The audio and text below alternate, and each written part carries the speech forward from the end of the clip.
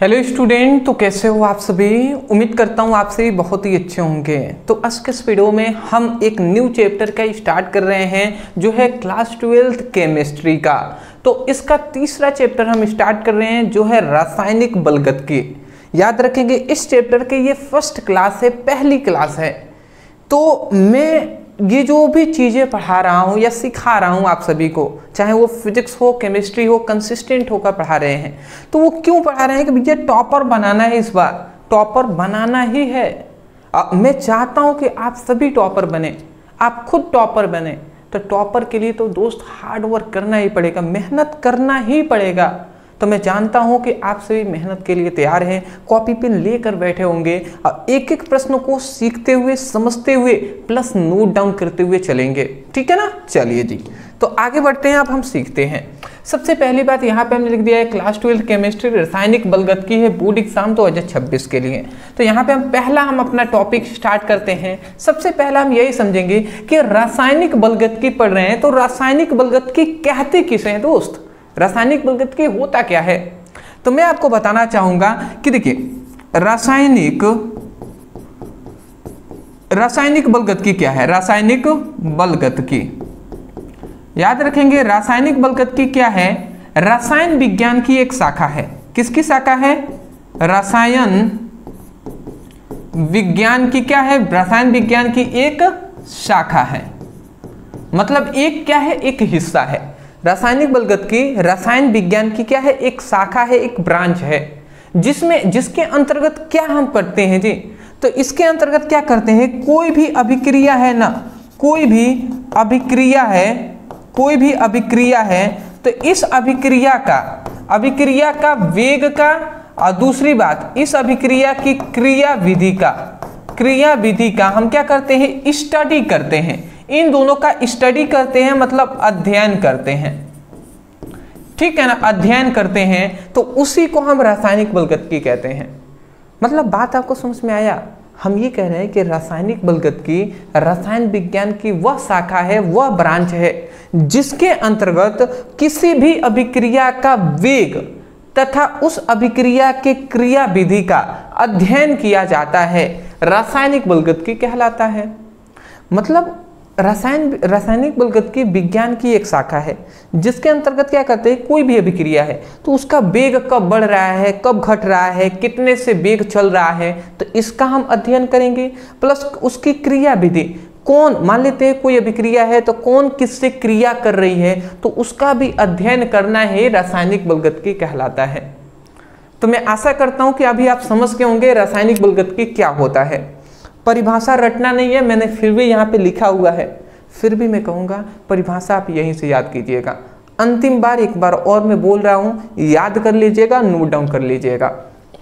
कहेंगे रासायनिक बलगतकी रसायन विज्ञान की एक शाखा है जिसके अंतर्गत किसी अभिक्रिया के वेग तथा उसकी क्रिया विधि का अध्ययन किया जाता है, रासायनिक बलगतकी कहलाता है। वही लिखा गया है, रासायनिक बलगतकी रसायन विज्ञान की वह शाखा है जिसके अंतर्गत किसी अभिक्रिया के वेग किसी अभिक्रिया के वेग तथा अभिक्रिया के कार्य विधि का अध्ययन किया जाता है, रासायनिक बलगतकी कहलाता है।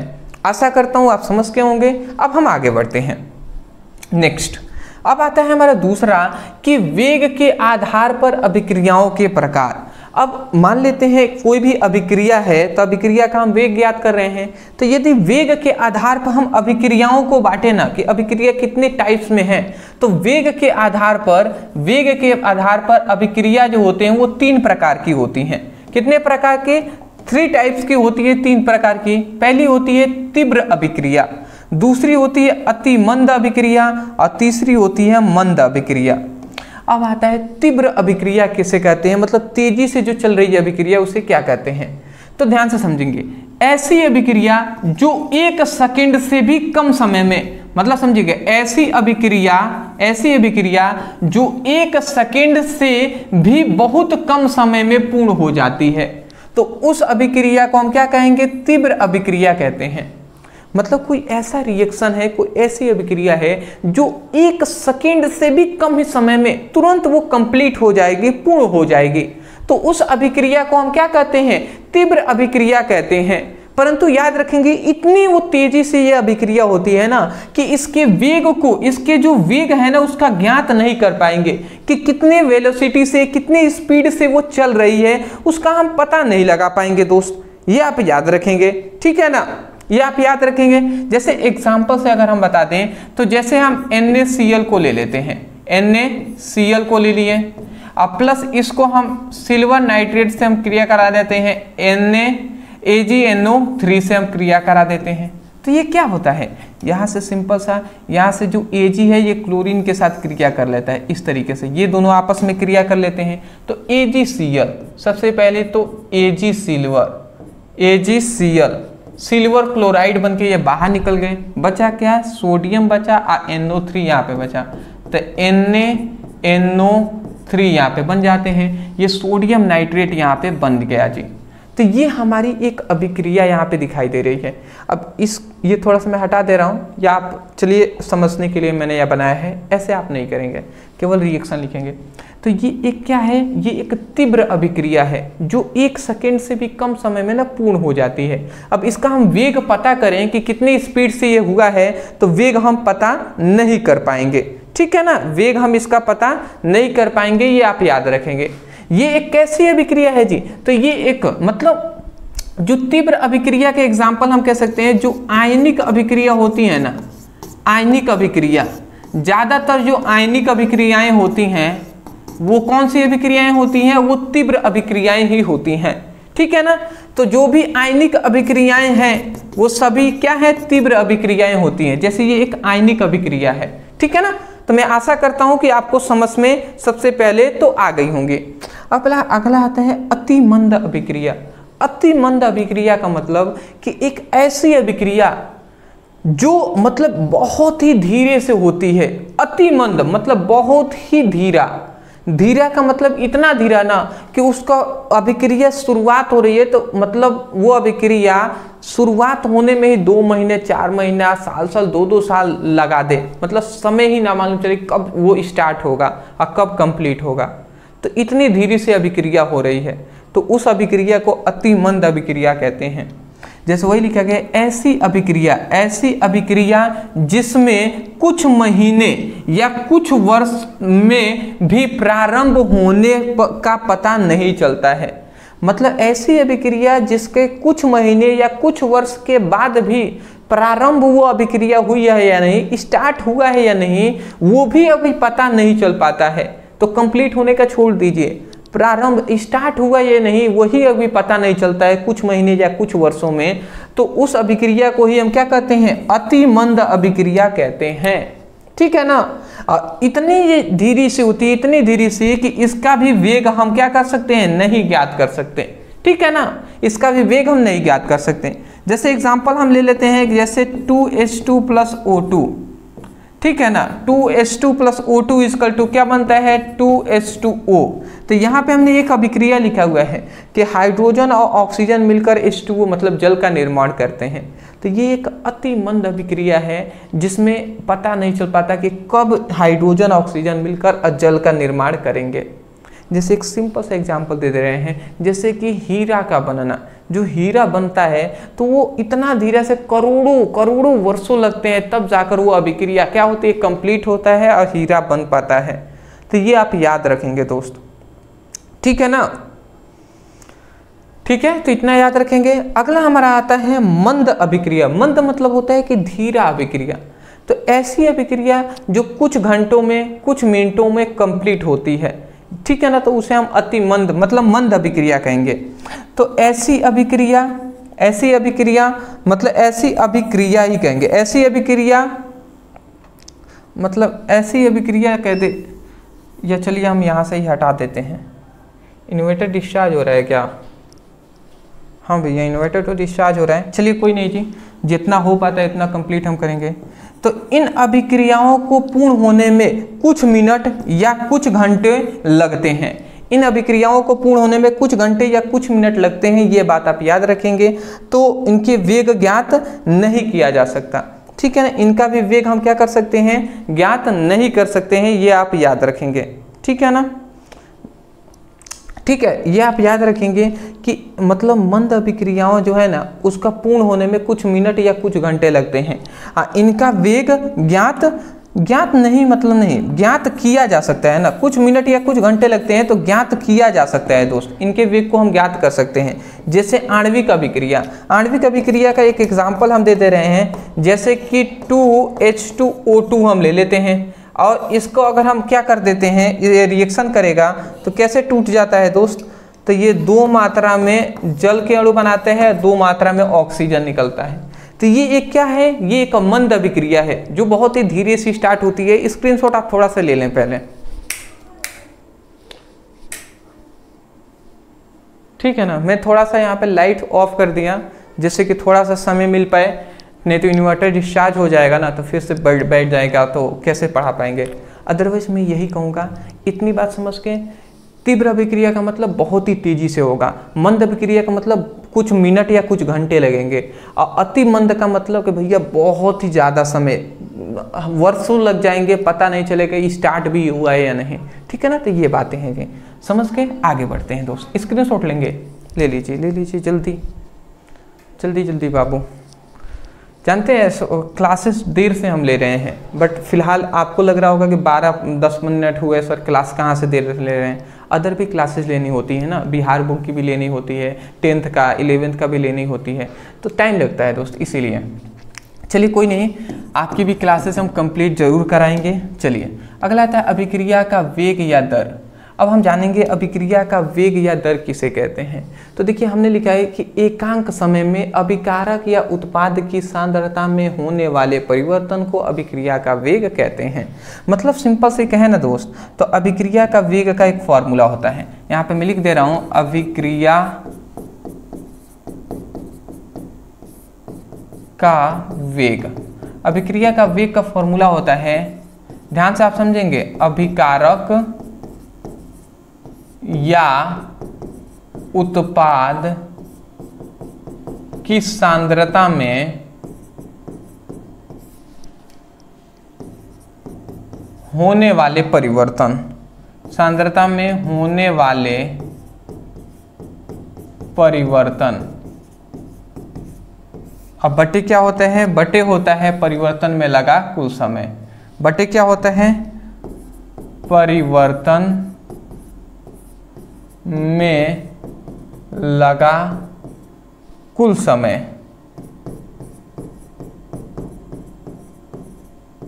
ठीक है ना, तो ये आप देख लीजिए दोस्त।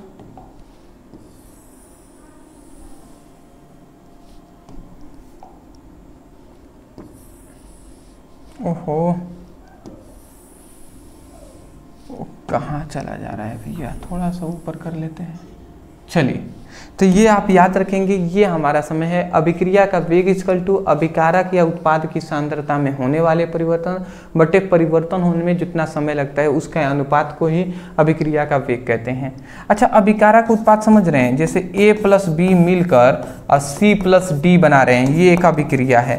तो इधर जितने भी ये जिधर अभिक्रिया नहीं स्टार्ट हुआ है, इससे पहले जो भी हम प्रोडक्ट लेंगे ना, ये अभिकारक होंगे, ठीक है ना। और जो ये प्रोडक्ट बन गए हैं अभिक्रिया के बाद, अभिक्रिया कंप्लीट होने के बाद जो बने हैं वो उत्पाद है। तो वही कह रहे हैं कि अभिकारक या उत्पाद के सांद्रता में होने वाले परिवर्तन। सांद्रता मतलब होता है गाढ़ापन, ठीक है ना। तो उसको गाढ़ा करने में मतलब कणों की संख्या जब बढ़ती है तो सांद्रता भी बढ़ती है। तो कणों की संख्या बढ़ रही है तो उसमें होने वाले परिवर्तन, अब बटे उस परिवर्तन में लगा कुल समय। तो परिवर्तन अगर हो रहा है तो उसमें समय कितना लग रहा है, तो उसी का अनुपात को अभिक्रिया का वेग कहते हैं। मतलब सिंपल से कहे ना, तो ये फॉर्मूला आप याद रखेंगे। यहाँ पे नीचे क्या है, परिवर्तन होने में लगा कुल समय। यदि समय के मान को हम 1 ले लेते हैं, 1 को ही तो एकांक कहते हैं ना, 1 को ही एकांक कहते हैं, कह सकते हैं ना इकाई या एकांक। तो हम यही कह रहे हैं, यदि 1 के मतलब समय के मान को अगर हम 1 ले लें, इकाई ले लें, तो नीचे 1 का बटे में कोई मतलब होता है, नहीं होता है। तो उस समय पर जो अभिक्रिया या उत्पाद की सांद्रता में परिवर्तन होगा वो अभिक्रिया के वेग के बराबर हो जाएगा। होगा कि नहीं होगा? जब नीचे 1 का कोई मतलब ही नहीं है तो ये दोनों आपस में इक्वल हो जाएंगे ना। तो वही हम कह रहे हैं कि एकांक समय में अभिकारक या उत्पाद की सांद्रता में होने वाले परिवर्तन को अभिक्रिया का वेग या अभिक्रिया का दर कहते हैं। समझ में आ गया। नीचे अगर समय का मान 1 हो जाए तो अभिकारक या उत्पाद की सांद्रता में होने वाला परिवर्तन अभिक्रिया का वेग कहलाता है।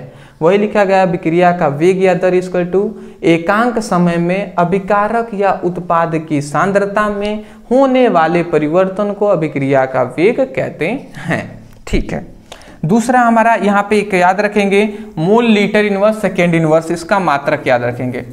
Mole litre inverse second inverse, ये आप इसका मात्रक जरूर याद रख लेंगे। Mole litre inverse second inverse किसका मात्रक होता है जी? तो ये आप याद रखेंगे किसका मात्रक होता है? अभिक्रिया के वेग या दर का। ठीक है, चलिए इतना समझ के दूसरा आता है अभिक्रिया का, यहाँ पे इसको संकेत रूप में भी लिख दूं क्या? Mole litre inverse second inverse, ये आप लिख लीजिएगा, मैं इसको संकेत रूप में लिख दे रहा हूं। तो अभिक्रिया के वेग को याद रखेंगे, अभिक्रिया के वेग को R से दर्शाते हैं, अभिकारक या उत्पाद की सांद्रता को डेल C से, समय को डेल T से। तो ये आप याद रखेंगे, ये भी इसका क्या होता है? संकेत रूप में होता है। ठीक है ना। अगला आता है अभिक्रिया का औसत दर या अभिक्रिया का औसत वेग भी कहते हैं। तो ये क्या है जी? तो किसी मतलब एक निश्चित समय अंतराल में, एक निश्चित समय अंतराल में अभिकारक या उत्पाद की सांद्रता में होने वाले परिवर्तन को अभिक्रिया का औसत दर कहते हैं। इसका मतलब समझे, एक निश्चित समय अंतराल में, एक निश्चित, देखिए कोई ज़्यादा अंतर नहीं है इसमें। क्या था कि एकांक समय में, मतलब एक ही कोई समय हमने लिया था, 1 सेकेंड ले लिया था, 1 मिनट ले लिया था, इस तरीके से, तो एकांक समय लिया था। अब इसमें क्या है? एक निश्चित समय अंतराल है। समय अंतराल का मतलब कि 2 बजे से 3 बजे के बीच हमने कह दिया, तो 2 से 3 बजे के बीच एक निश्चित समय अंतराल है कि 2 बजे से लेकर भैया और 4 बजे के बीच, तो एक निश्चित समय अंतराल है कि इनके बीच ही करना है। तो वही कहा जा रहा है कि एक निश्चित समय अंतराल में यदि अभिकारक या उत्पाद की सांद्रता में जो परिवर्तन होता है वही अभिक्रिया का औसत दर कहलाता है। इसका भी फॉर्मूला वही हो जाएगा, क्या हो जाएगा? लिखेंगे अभिक्रिया का औसत दर इक्वल टू अभिकारक या उत्पाद की सांद्रता में होने वाले परिवर्तन बटे नीचे क्या लिखेंगे? एक निश्चित समय अंतराल। क्या लिखेंगे? एक निश्चित समय अंतराल। इसको संकेत रूप में हम लिख दे रहे हैं, इसका भी R से ही हम दर्शाते हैं। R इक्वल टू बस प्लस माइनस लिख देंगे और del C by del T कर देंगे। ठीक है ना, सेम टू सेम वही हम लिखेंगे, बस यहाँ पे याद रखेंगे एक निश्चित, एक ये क्या है? एक निश्चित समय अंतराल है, समय अंतराल है। ठीक है ना, ये आप याद रखेंगे। इसका भी मात्रक वही हो जाएगा, mole litre inverse second inverse. मैं यहाँ पे मात्रक लिख दे रहा हूं, mole litre inverse second inverse. ठीक है ना, सेकेंड इनवर्स। तो ये आप याद रखेंगे। अगला आता है अभिक्रिया का ताक्षणिक वेग क्या होता है। अब ताक्षणिक वेग का मतलब समझिए, किसी निश्चित क्षण पर अभिकारक या उत्पाद की सांद्रता में होने वाले परिवर्तन को अभिक्रिया का ताक्षणिक वेग कहते हैं। ताक्षणिक वेग का मतलब सिंपल सा होता है, एक कोई क्षण की यहाँ पे बात होगी दोस्त, क्षण पर। ठीक है ना, कोई यहाँ पे क्षण की बात हो जाएगी। यहाँ पे R एवरेज लिख देंगे, एवरेज मतलब औसत होता है, जिससे कि दोनों में अंतर कुछ दिखाई देनी चाहिए। अब देखिए अभिक्रिया का ताक्षणिक वेग का मतलब होता है किसी निश्चित क्षण पर, ये क्षण आप समझ रहे हैं, एक क्षण पर कोई भी काम हो गया, कोई एक क्षण ले लिए कि भैया इस क्षण पर ये हो गया। क्षण मतलब होता है एक सूक्ष्म समय, सूक्ष्म मतलब ना के बराबर वो समय है, तो एक सूक्ष्म समय में उसी को हम कहते हैं एक क्षण। तो किसी क्षण, किसी निश्चित क्षण पर अभिकारक, कोई भी निश्चित समय है तो किसी निश्चित समय पर अभिकारक या उत्पाद की सांद्रता में होने वाले परिवर्तन को अभिक्रिया का ताक्षणिक वेग कहते हैं। सभी सेम टू सेम ही है दोस्त, इसमें एकांक समय पर लिया गया है, इसमें किसी निश्चित समय अंतराल में लिया गया है, इसमें किसी निश्चित क्षण पर लिया गया है। ठीक है ना, वही अभिकारक या उत्पाद की सांद्रता में होने वाले परिवर्तन। इसको हम याद रखेंगे, इसको RINS से लिख देते हैं, प्रदर्शित करते हैं अभिक्रिया का ताक्षणिक वेग को। इसको हम क्या लिख देंगे? Plus minus del C by del T लिख देंगे। और यहाँ पे जो समय है याद रखेंगे, क्षण क्या है, एक निश्चित क्षण है, एक निश्चित क्षण है जी, एक निश्चित क्षण है। आशा करता हूं समझ गए होंगे। स्क्रीनशॉट आप ले लें, आगे बढ़ेंगे।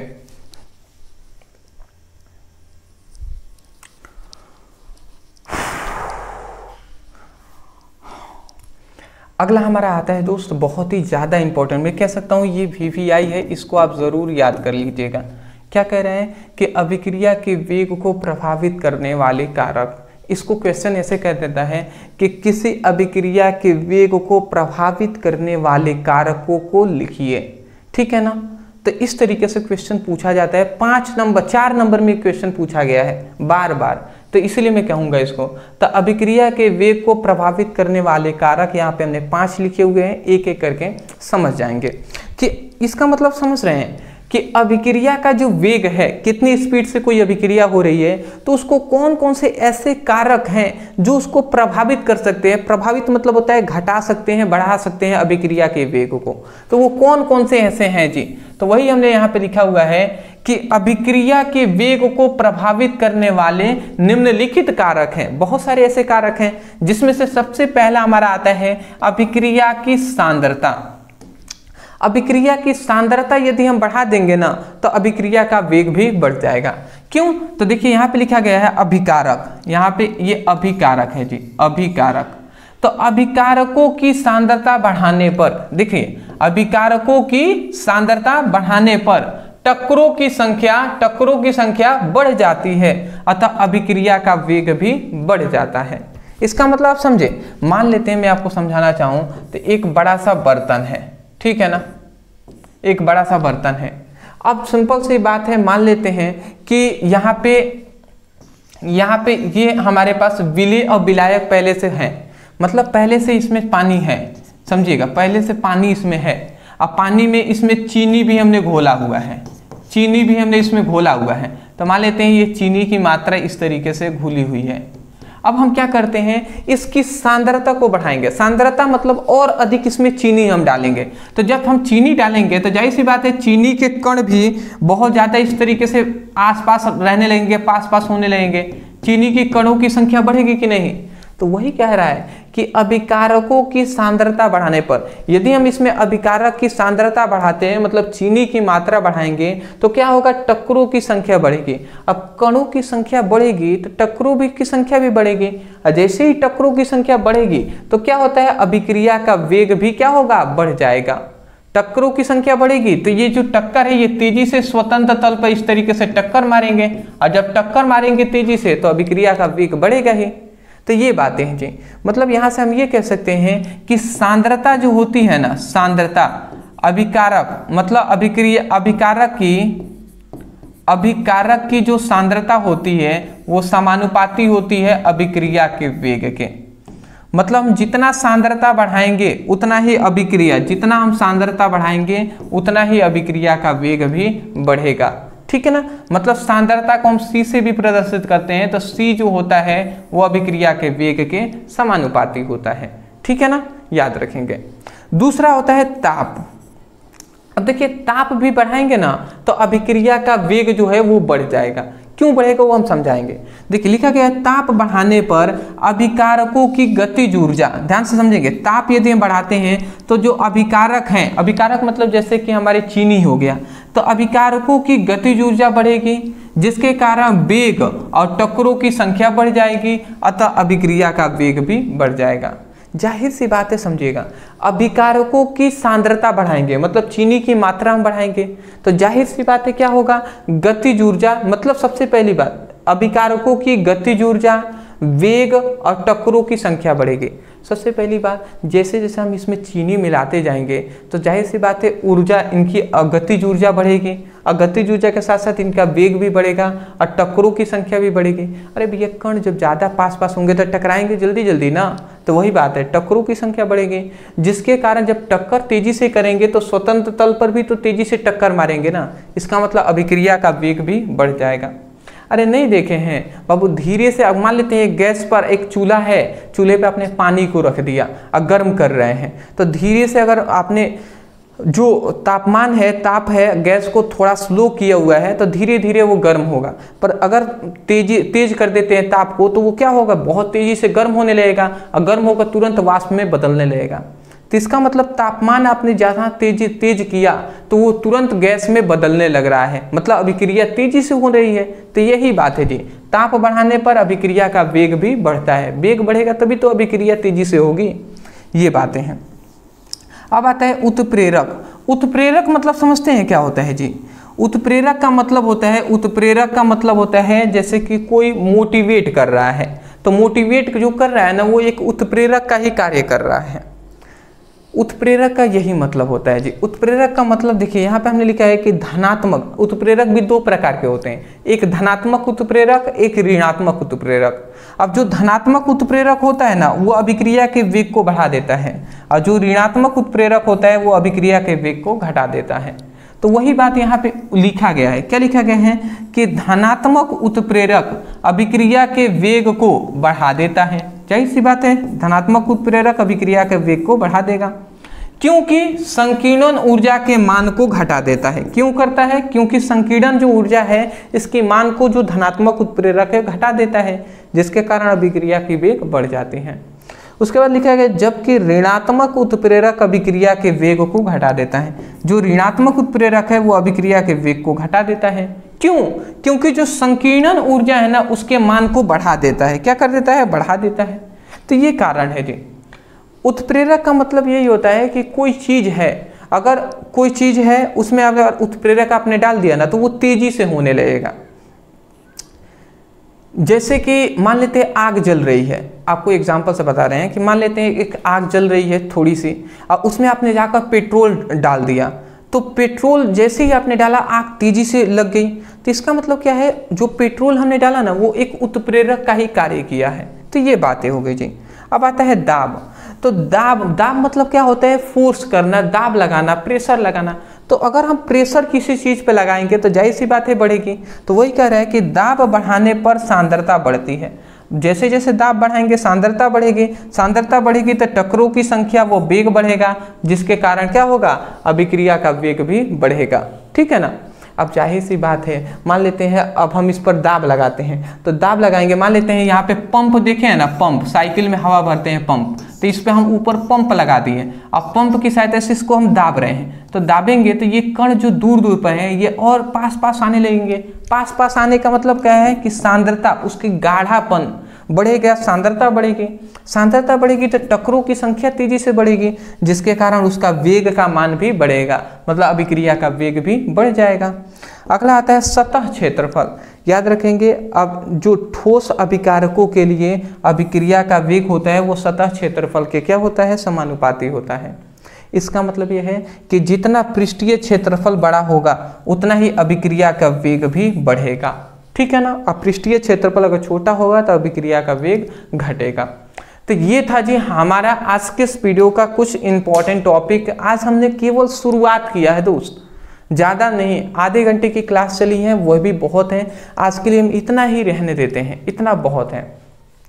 धीरे धीरे हम पूरी कंप्लीट कराएंगे। पहली क्लास है, अभी से आपको परेशान नहीं होना है। जितना हमने यहाँ पे दिया है इन सभी को याद करके आपको नेक्स्ट क्लास है जो कल आपकी चलेंगी उस पर आना है। कब आना है? शाम को 7 बजे। ठीक है ना।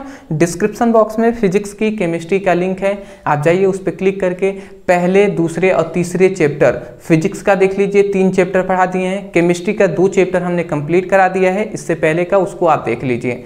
व्हाट्सएप ग्रुप और टेलीग्राम ग्रुप का लिंक है, उसमें ज़रूर आप ज्वाइन हो जाएंगे यदि आप बोर्ड एग्जाम 2026 की तैयारी कर रहे हैं तो। और इंस्टा का लिंक है, वहाँ पर ज़रूर हमें फॉलो कर लीजिएगा। ठीक है ना, जिससे आपकी जो और भी अच्छे तरीके से स्टडी आपको हेल्प हम कर सकें। ठीक है ना। तो हो सके ना तो मैं यही कहूँगा, जितने भी आपके फ्रेंड्स हैं, दोस्त हैं, कोचिंग में जा रहे हैं, स्कूल में जा रहे हैं, उनसे इस चैनल के बारे में बताएं। उनसे कहें रटवा कर नहीं दोस्त, यहाँ पे समझा कर याद कराया जाता है। ठीक है, इतना कर देते हैं, बहुत है। Thank you so much for watching this video. Thank you.